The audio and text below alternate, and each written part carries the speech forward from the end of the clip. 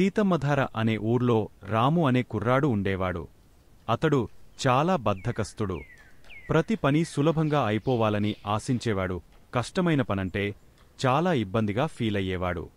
ఒకరోజు ఆ ఊర్లో ఉండే ఒక పండితుడికి రాము ఎదురయ్యాడు. రాములో మార్పు వస్తుందేమోనని పరీక్షించేందుకు అతడు ఇలా అన్నాడు: "నువ్వు ధనవంతుడిగా మారేందుకు ఓ మార్గముంది.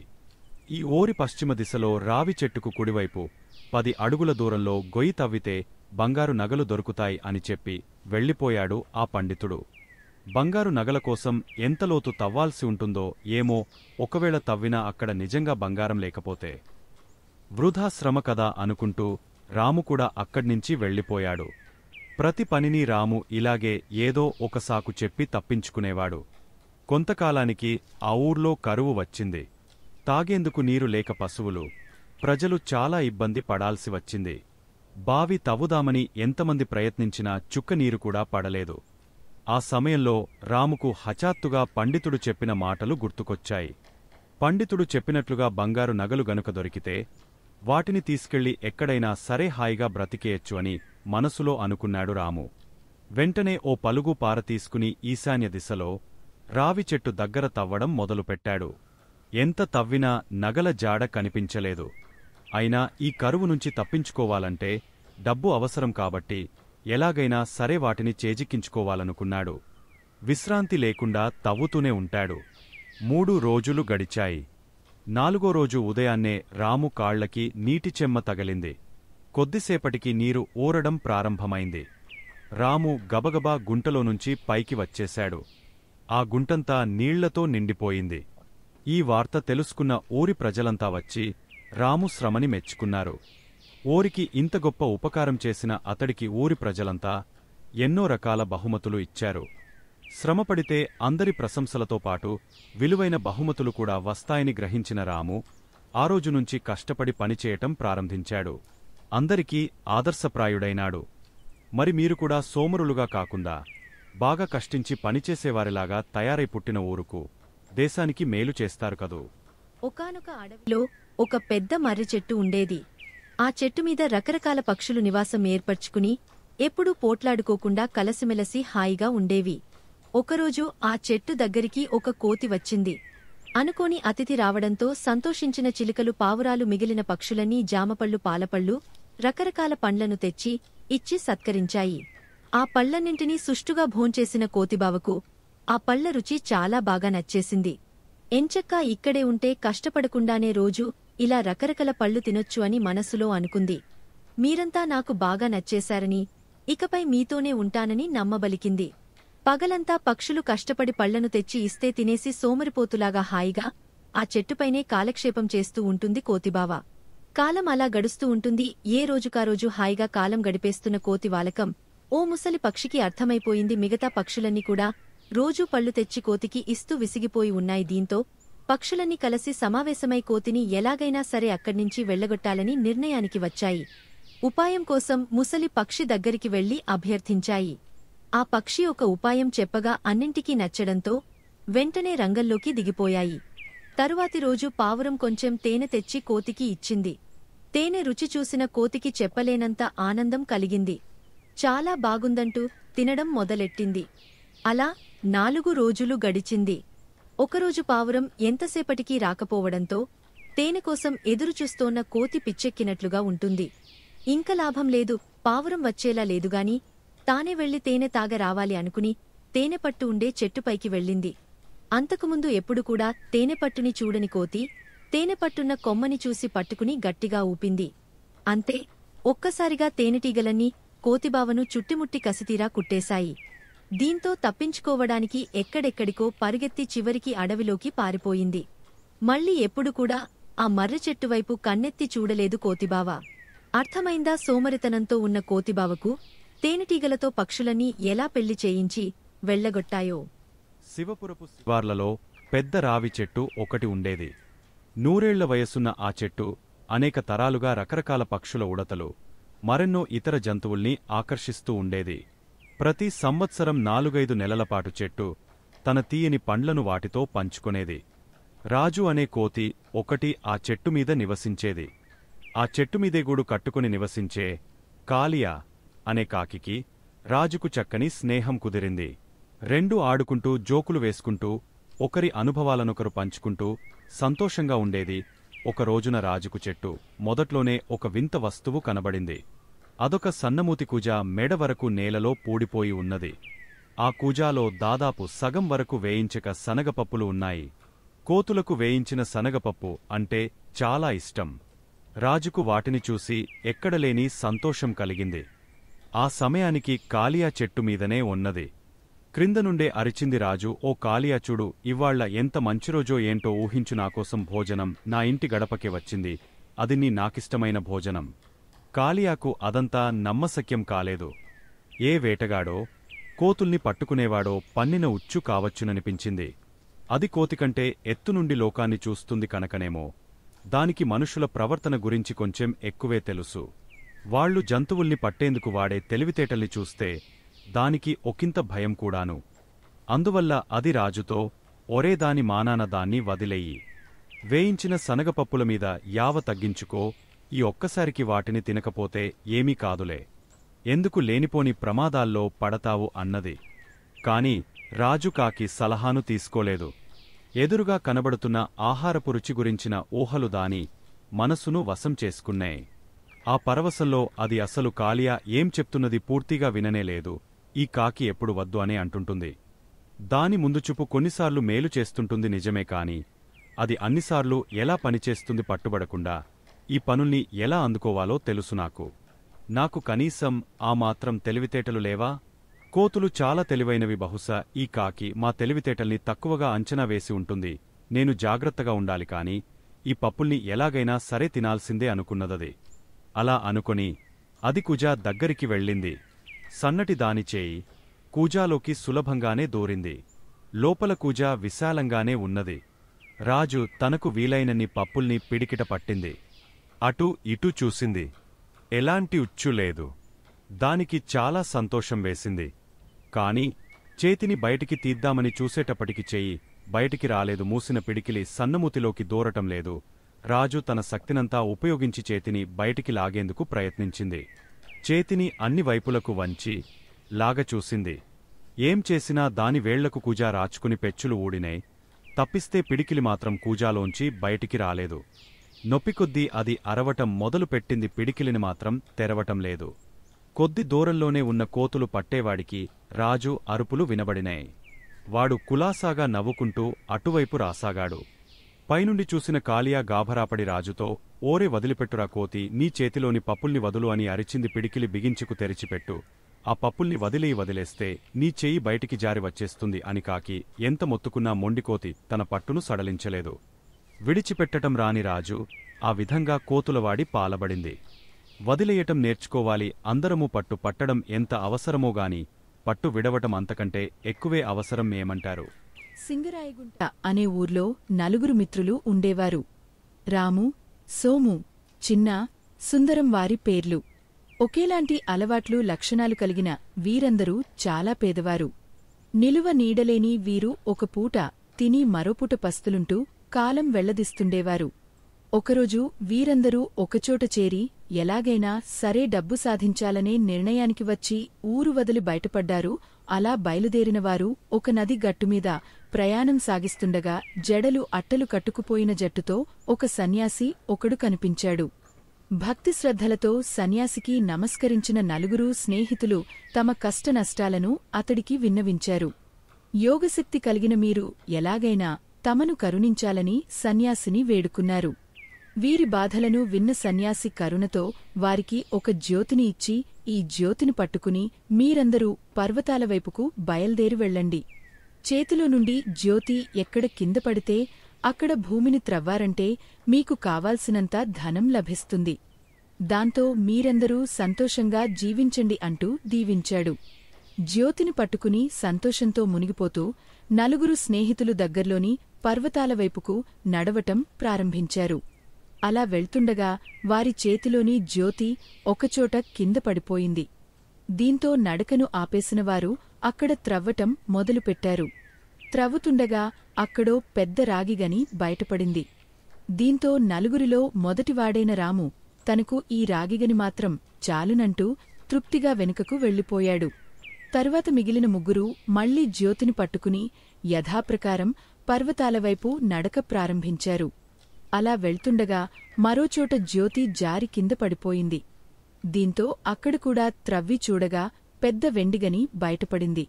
అప్పుడు రెండోవాడైన సోము తనకు ఈ వెండిగని చాలునంటూ తృప్తిపడి ఇంటికి తిరిగి వెళ్ళిపోయాడు. మళ్లీ మిగిలిన ఇద్దరూ ఇంకా మంచివి దొరుకుతాయన్న ఆశతో జ్యోతిని పట్టుకునిపాటు పర్వతాలవైపు నడక సాగించారు. వీరి ప్రయాణంలో జ్యోతి మళ్లీ ఒకచోట జారి కింద పడిపోయింది. అక్కడ త్రవ్వి చూస్తే పెద్ద బంగారంగని. దీన్ని చూసిన మూడోవాడైన చిన్న బాగా తృప్తిపడి తనకు ఇది చాలునంటూ ఇంటికి వెళ్ళిపోయాడు.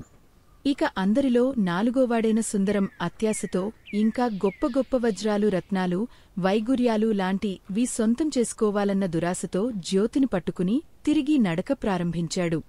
అలా చాలా దూరం నడుస్తూనే ఉన్నాడు సుందరం. ఒకచోట ఎప్పట్లాగే జ్యోతి కింద పడింది. మొదటి 3 సార్లు కంటే ఇప్పుడు ఇంకా ఎక్కువ విలువైనవి దొరకవచ్చన్న ఆశతో సుందరం త్రవ్వసాగాడు. ఎంత త్రవ్వినప్పటికీ ఏమీ బయటపడలేదు. త్రవ్వి నీరసం వచ్చిన సుందరం అలాగే ఆ గోతిలోనే పడిపోయాడు. తరువాత మెలకువ వచ్చి చూసేసరికి సుందరానికి జ్యోతి కనబడలేదు.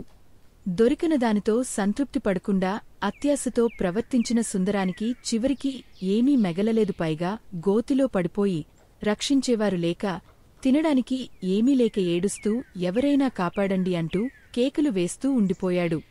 దొరికిన వాటితో సంతృప్తిపడిన అతడి ముగ్గురు స్నేహితులైన రాము, సోము, చిన్నాలు సంతోషంగా జీవితం గడపసాగారు. కాబట్టి దురాశ దుమఖానికి చేటన విషయం ఈ కథ ద్వారా అర్థమైంది కదూ. అలాగే మీరందరూ ఈ కథలోని నీతిని ఎల్లప్పుడూ గుర్తుపెట్టుకుని జీవితాన్ని ఆనందమయం చేసుకోవాలి. అనగానగా ఒక రాజు ఉండేవాడు. ఆ రాజుకు కొత్త విషయాలను తెలుసుకోవటమంటే చాలా ఇష్టం. కనపడిన వాళ్లనల్లా కొత్త విషయాలు చెప్పండి, కొత్త విషయాలు చెప్పండి అని వేధించేవాడాయన. ఎవరైనా గొప్ప విషయాన్ని చెబితే వాళ్లకు ఏదో ఒక బహుమానం ఇచ్చేవాడు. ఒకరోజున ఆయన ప్రపంచంలోని గొప్ప గొప్ప శాస్త్రవేత్తలను పిలిపించాడు. మీరు కనుగొన్న క్రొత్త పరికరాలను, పదార్థాలను, ప్రయోగాలను వివరించండి అన్నాడు. అందరూ ఎవరికివారు తాము కనుగొన్న విషయాలను చూపి వివరించారు. రాజుగారికి అవన్నీ చాలా సంతోషాన్నిచ్చాయి. కాని వాటిని ఉపయోగించి ఏమి చేయాలో మాత్రం ఆయనకు అర్థం కాలేదు. శాస్త్రవేత్తలు అందరినీ పంపించివేశాక రాజుగారు ఆలోచనలో పడ్డారు. ఇవన్నీ కొత్త సంగతులు సరే కాని మామూలు ప్రజలకు పనికివచ్చేవి ఇందులో ఎన్ని ఉన్నాయి?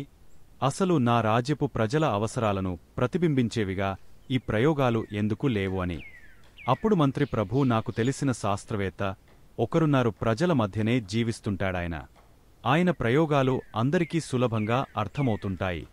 మీరు కోరితే ఆయనను ఒకసారి రమ్మంటాను అన్నాడు రాజుతో. రాజుగారు సంతోషంగా సరే అనగానే మంత్రి శాస్త్రవేత్తను పిలిపించాడు. శాస్త్రవేత్త బల్లమీద ఒక గాజు కుప్పెను పెట్టాడు. ఆ కుప్పెలో ఒక ఈగ ఎగురుతున్నది. దానికి 6 కాళ్ళు ఉన్నాయి. రాజుగారికి ఈగను చూపించి శాస్త్రవేత్త ఆ ఈగకు ఒక కాలు తీసేశాడు. ఈగ కొంచెంసేపు బాధపడి ఆపైన మళ్లీ ఎగరసాగింది. శాస్త్రవేత్త ఒక్కటొక్కటిగా దాని కాళ్ళు తీసేస్తూ వచ్చాడు. చివరికి అది ఇక ఎగరలేక ఒకే చోట కూలబడింది. రాజుగారికి ఈగ పరిస్థితిని చూసి కళ్లలో నీళ్లు వచ్చాయి. అప్పుడు శాస్త్రవేత్త, ప్రభూ, ఈగ పరిస్థితిని చూసి తమకు బాధ కలిగిందని తెలుస్తూనే ఉన్నది. అయితే తమరు గమనించాల్సింది వేరే ఉన్నది. ఈగ మన రాజ్యంలో రైతును సూచిస్తున్నది. పశువులు, నీళ్లు, విత్తనాలు, శ్రమశక్తి, భూమి గిట్టుబాటు ధర 6 రైతుకు 6 కాళ్లలాంటివి. ప్రస్తుతం మన రాజ్యంలో రైతుకు ఇవన్నీ ఒక్కటొక్కటిగా దూరమైపోతున్నాయి. రైతులు ఏమీ చేయలేక చతికిలబడిపోతున్నారు. దీన్ని మీ దృష్టికి తేవటం కోసం ఇలా చేయవలసి వచ్చింది, క్షమించాలి అన్నాడు. తన రాజ్యంలో రైతుల కష్టాలేంటో తెలుసుకున్న రాజుగారు వెంటనే సంక్షేమ కార్యక్రమాలు చేపట్టారు. వ్యవసాయానికి పెద్ద పీట వేశారు. రైతుల స్థితిని మెరుగుపరచారు. రామాపురం అనే పల్లెటూర్లో జోగయ్య అనే రైతు ఉన్నాడు. భార్య, పిల్లలతో చూడముచ్చటైన కుటుంబం అతడిది. అతడికి రాము అనే 10 ఏళ్ల కొడుకు, భాగ్య అనే 5 ఏళ్ల కూతురు అంటే పంచప్రాణాలు.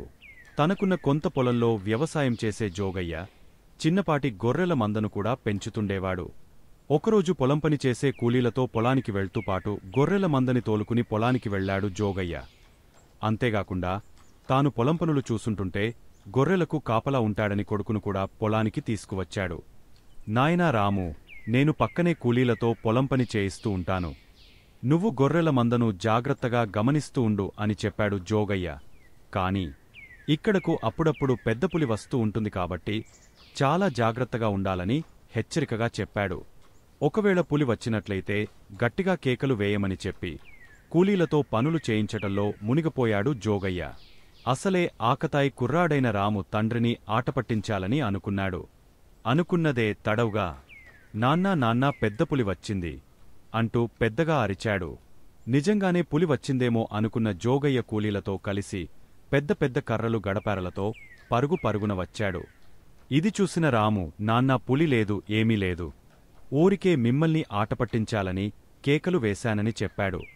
దీంతో కోప్పడిన జోగయ్య ఇలాంటి పని ఇంకెప్పుడు చేయవద్దని రాముని హెచ్చరించి కూలీలతో కలిసి వెళ్ళిపోయాడు. మరికొంతసేపు కిమ్మనకుండా ఉన్న రాము మళ్ళీ నాన్నా నాన్నా పెద్ద పులి వచ్చింది అంటూ కేకలు వేశాడు. ఈసారి కూడా నిజమేననుకున్న జోగయ్య కర్రలు గడపారలతో ఊరికి వచ్చాడు. అయితే ఈసారి కూడా ఆటపట్టించేందుకే కేకలు వేశానని రాము చెప్పడంతో చెంప పగులగొట్టిన జోగయ్య కోపంగా వెళ్ళిపోయాడు. రాము బాధతో ఏడుస్తూ కూర్చుని గొర్రెలవైపు చూస్తుంటే నిజంగానే పులి వచ్చింది. నాన్నా నాన్నా, ఈసారి నిజంగానే పెద్ద పులి వచ్చింది అంటూ గట్టిగా కేకలు వేస్తూ అరచి చెప్పాడు. ఎంత అరచి చెప్పినప్పటికీ జోగయ్య, కూలిపనివాళ్లు ఎవరు కూడా రాము మాటలను పట్టించుకోలేదు. ఈసారి కూడా మళ్లీ అబద్ధాలు చెబుతున్నాడని అనుకున్న వారందరూ ఊరకుండిపోయారు. ఈలోపు గొర్రెల మందలో జొరబడ్డ పెద్దపులి గొర్రెపిల్లను ఒకదానిని మెడకరచి ఈడ్చుకుని వెళ్ళిపోయింది. జరుగుతున్న దాన్ని బిక్కచచ్చిపోయి చూస్తున్న రాము భయంతో వణకసాగాడు. ఏదో వేళాకోళానికి నవ్వులాట కోసం చిన్న అబద్ధం చెబితే అది నిజంగానే నిజమైందని మనసులోనే అనుకున్న రాము బాధతో ఏడ్వసాగాడు. ఇంకెప్పుడు వేళాకోళానికి కూడా అబద్ధం చెప్పకూడదని గట్టిగా నిర్ణయించుకున్నాడు. కాబట్టి హాస్యానికైనా అబద్ధం ఆడరాదు అనే గొప్ప సత్యాన్ని, నీతిని ఈ రాము కథ ద్వారా తెలుసుకున్నాం. రైతు దంపతులైన కమలమ్మ, రాజయ్య దంపతులకు హరి ఒక్కగానొక్క సంతానం.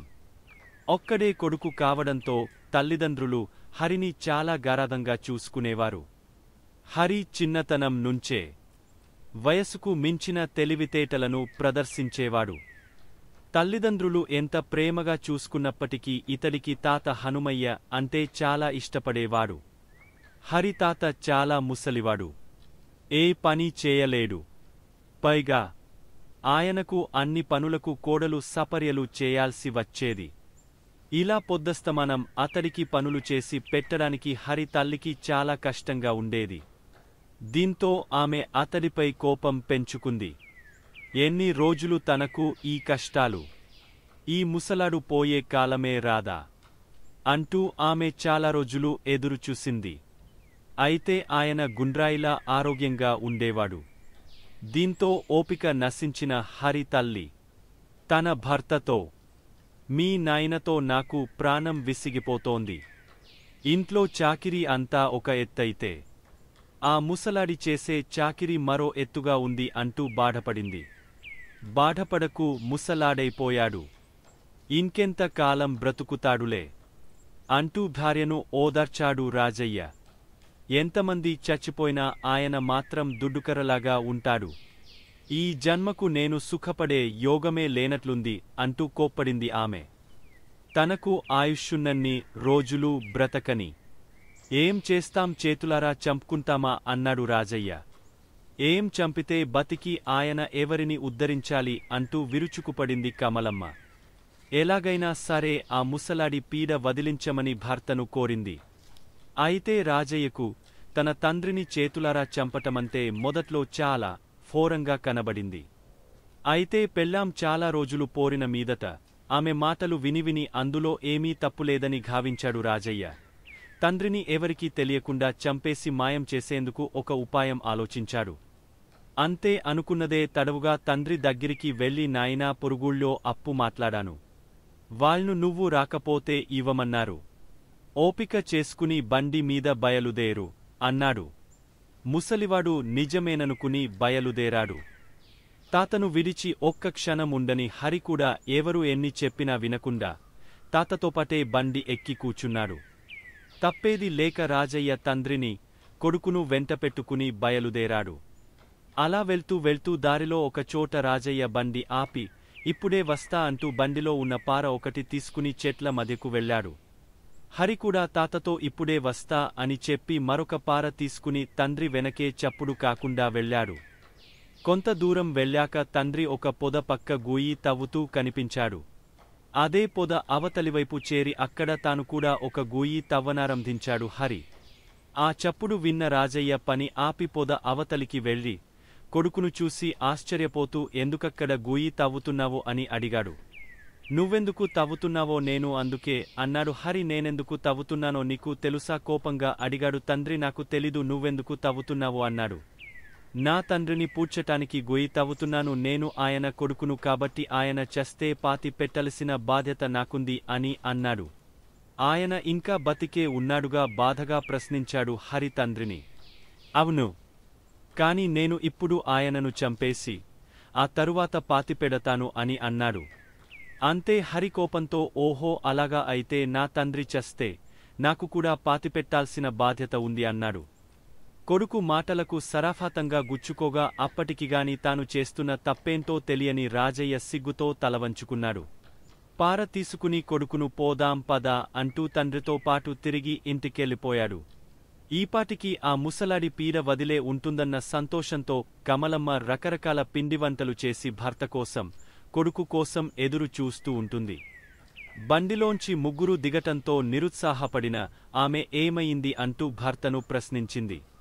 అప్పుడు రాజయ్య భార్యతో జరిగినదంతా చెప్పాడు. అంతా విన్న కమలమ్మకు గుండె చివుక్కుమంది. వాణ్ణి ఎంత ప్రేమగా పెంచుతున్నాం, తండ్రికే గొయ్యి తవ్వుతాడా? ఇక వాడి ముఖం చూసేదెలా అంటూ విరుచుకుపడింది. అప్పుడు రాజయ్య, నా తండ్రి మాత్రం నన్ను గారాగంగా పెంచలేదా, ఇక మీదటైనా బుద్ధిగా ఉండు అంటూ ఆమెని హెచ్చరించాడు.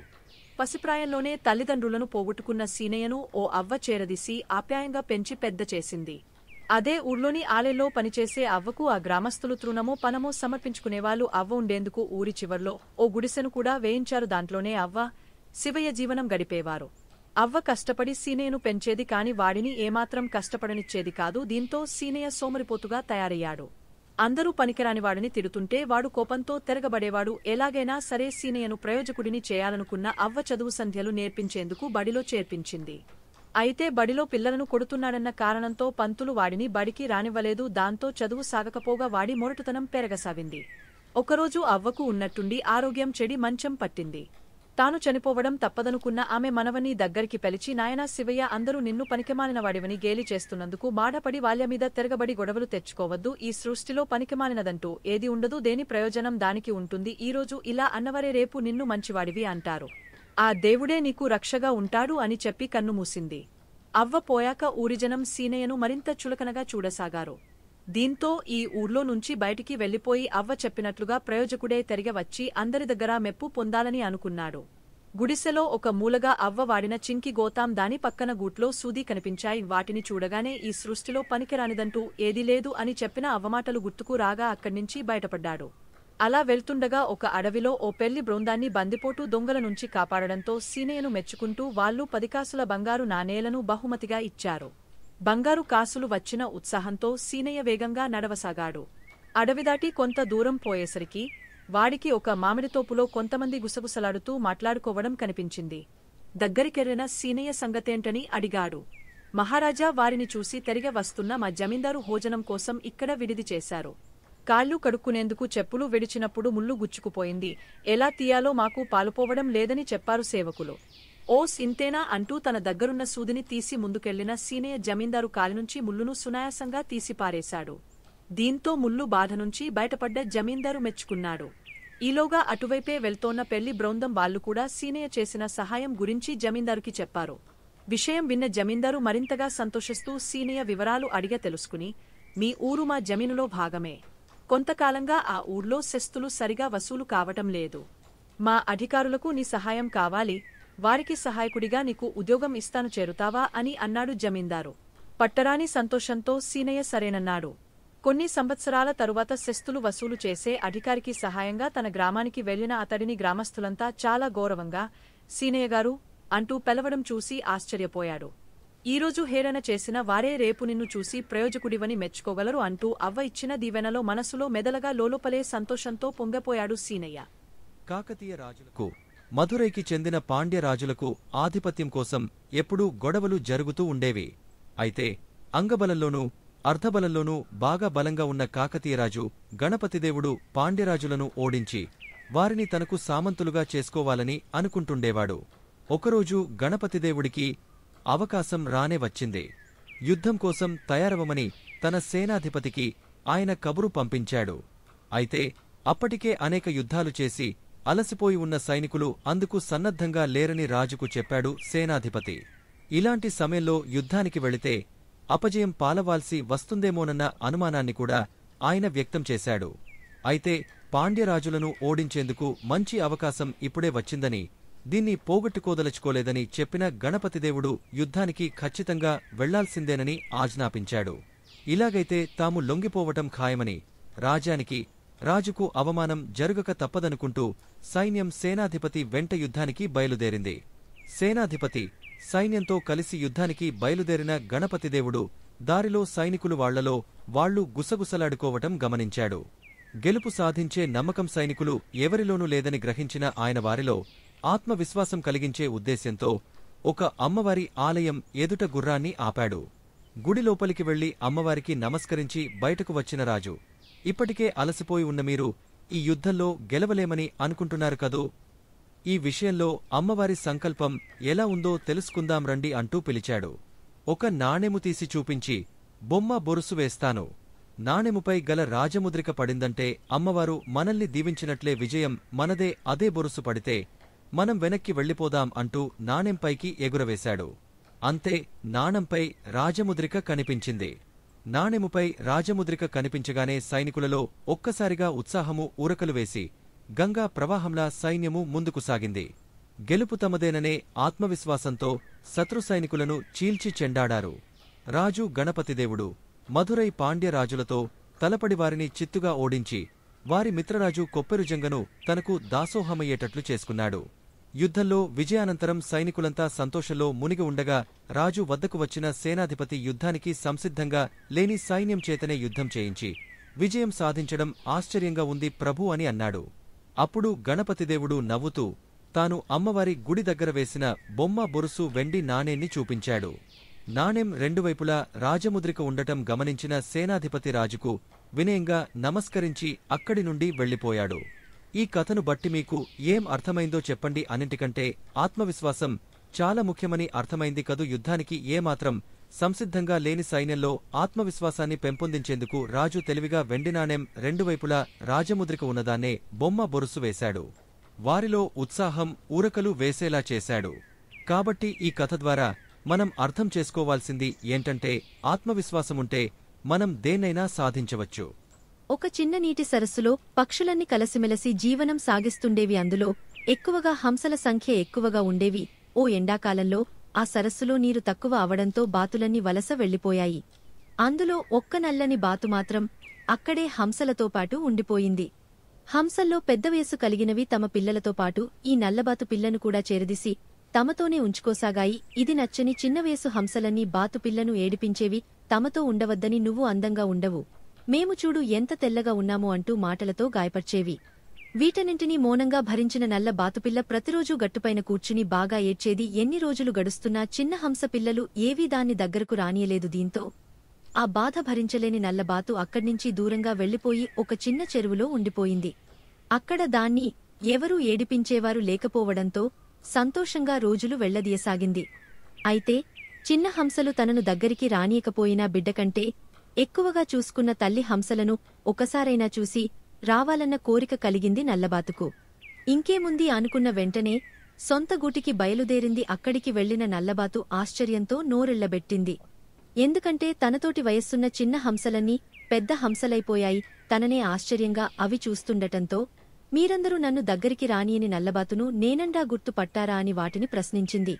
మీరు ఏడిపిస్తున్నారని వెళ్లిపోయాను, మిమ్మల్ని చూడాలన్న ఆశతో మళ్ళీ తిరిగి వచ్చాను అని చెప్పింది. వెంటనే హంసలకు నల్లబాతు గుర్తువచ్చి నోరు మెదపకుండా ఉండిపోయాయి. ఇంతలో తల్లి హంసలు దీన్నంతా చూసి నల్లబాతును అక్కున చేర్చుకుని, ఎందుకు వెళ్ళిపోయావు, ఎలా ఉన్నావంటూ కుశల ప్రశ్నలు వేసి నల్లబాతును దగ్గరికి తీసుకున్నాయి. దీన్ని చూసి ఈర్ష్యతో వెళ్ళిపోతున్న పెద్దవైన హంసపిల్లలను తల్లి హంసలు పిలిచి చీవాట్లు పెట్టాయి. మీరంతా బయటకు కనిపించే అందాన్నే చూస్తున్నారు, మనసును చూడటం లేదు. రంగు నల్లనైనప్పటికీ బాతుకు మనమందరమంటే ఎంతో ప్రేమ. మనం మర్చిపోయినప్పటికీ మనల్ని గుర్తుపెట్టుకుని అంత దూరం నుంచి వెతుక్కుంటూ వచ్చింది. అలాంటిదాన్ని బాధపెట్టడం మంచిది కాదు. ఇప్పుడు మీరు చిన్నపిల్లలు కాదు, పెద్దవాళ్లు అయినారు. మంచి చెడ్డలు ఆలోచించాలంటూ బుద్ధి చెప్పాయి తల్లి హంసలు. దీంతో చేసిన తప్పును తెలుసుకున్న హంస పిల్లలు తమను మన్నించమని నల్లబాతును కోరాయి. నల్లబాతు సంతోషంగా వాటిని స్వీకరించటంతో ఆనందంగా నీళ్లలోకి గంతులు వేసుకుంటూ చేపలు పట్టేందుకు వెళ్లిపోయాయి. ఇక అప్పటినుంచి అవన్నీ కలసిమెలసి ఐకమత్యంతో సంతోషంగా జీవనం గడపసాగాయి. జోగయ్య అనే రైతు ఉన్నాడు. భార్య పిల్లలతో చూడముచ్చటైన కుటుంబం అతడిది. అతడికి రాము అనే 10 ఏళ్ల కొడుకు, భాగ్య అనే 5 ఏళ్ల కూతురు. అంటే పంచప్రాణాలు తనకున్న కొంత పొలంలో వ్యవసాయం చేసే జోగయ్య చిన్నపాటి గొర్రెల మందను కూడా పెంచుతుండేవాడు. ఒకరోజు పొలం పని చేసే కూలీలతో పొలానికి వెళ్తూ పాటు గొర్రెల మందని తోలుకుని పొలానికి వెళ్లాడు జోగయ్య. అంతేగాకుండా తాను పొలం పనులు చూసుంటుంటే గొర్రెలకు కాపలా ఉంటాడని కొడుకును కూడా పొలానికి తీసుకువచ్చాడు. నాయనా రాము, నేను పక్కనే కూలీలతో పొలం పని చేయిస్తూ ఉంటాను, నువ్వు గొర్రెల మందను జాగ్రత్తగా గమనిస్తూ ఉండు అని చెప్పాడు జోగయ్య. కాని ఇక్కడకు అప్పుడప్పుడు పెద్ద పులి వస్తూ ఉంటుంది కాబట్టి చాలా జాగ్రత్తగా ఉండాలని హెచ్చరికగా చెప్పాడు. ఒకవేళ పులి వచ్చినట్లయితే గట్టిగా కేకలు వేయమని చెప్పి కూలీలతో పనులు చేయించటంలో మునిగిపోయాడు జోగయ్య. అసలే ఆకతాయి కుర్రాడైన రాము తండ్రిని ఆటపట్టించాలని అనుకున్నాడు. అనుకున్నదే తడవుగా నాన్న పెద్ద పులి వచ్చింది అంటూ పెద్దగా అరిచాడు. నిజంగానే పులి వచ్చిందేమో అనుకున్న జోగయ్య కూలీలతో కలిసి పెద్ద పెద్ద కర్రలు గడపారలతో పరుగున వచ్చాడు.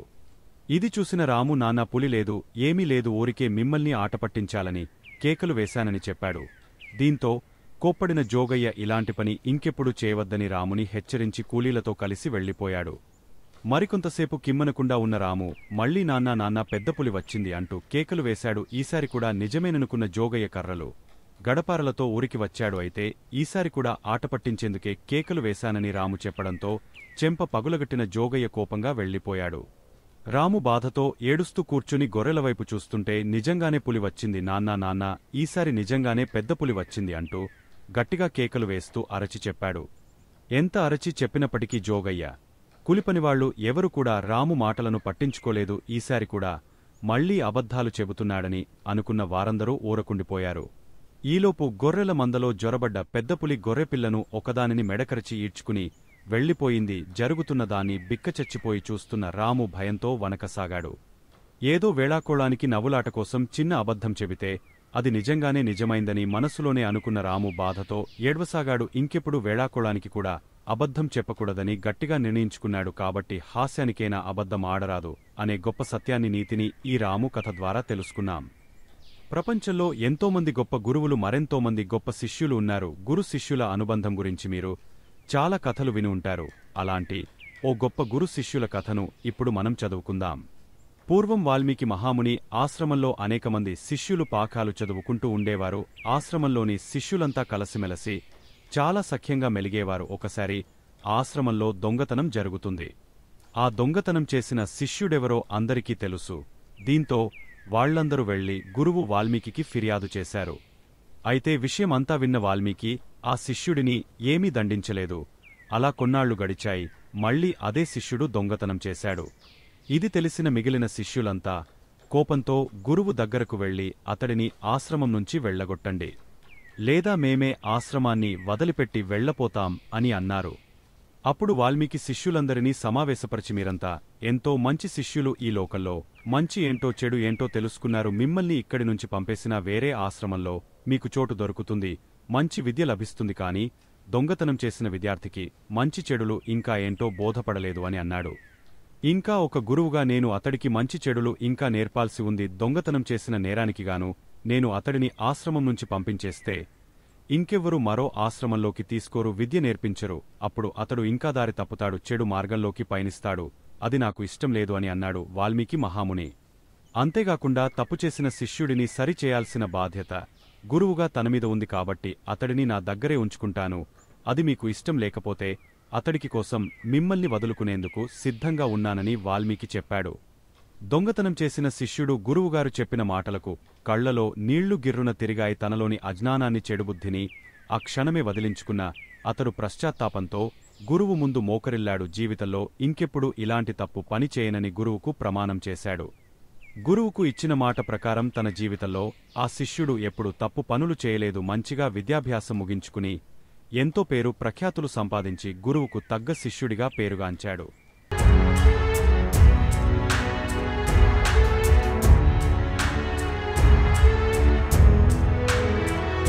మీరు మరిన్ని వీడియోలు చూడాలంటే మన ఛానల్ను సబ్స్క్రైబ్ చేయండి. పక్కనున్న బెల్ ఐకాన్ని ప్రెస్ చేయండి.